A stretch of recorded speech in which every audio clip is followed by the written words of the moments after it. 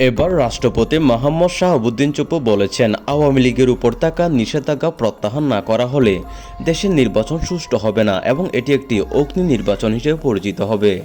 এমন মন্তব্য দেশের রাজনৈতিক অঙ্গনে তীব্র চাঞ্চল্য আলোড়ন সৃষ্টি করেছে।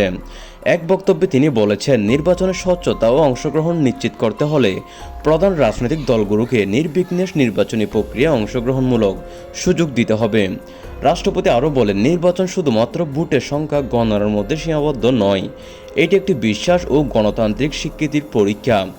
যদি আওয়ামী লীগ নিষিদ্ধ থাকে তবে নির্বাচনের ফলাফল জনগণ এবং রাজনৈতিক মহলে গ্রহণযোগ্য হবে না। তিনি সতর্ক করে উল্লেখ করেছেন, এ ধরনের পরিস্থিতি দেশের রাজনৈতিক স্থিতিশীলতা এবং গণতান্ত্রিক ব্যবস্থার উপর প্রভাব ফেলতে পারে। রাজনৈতিক বিশেষজ্ঞরা বলছেন, রাষ্ট্রপতির এই মন্তব্য দেশের নির্বাচনী পরিবেশকে নতুন মাত্রায় আলোড়ন দিয়েছে।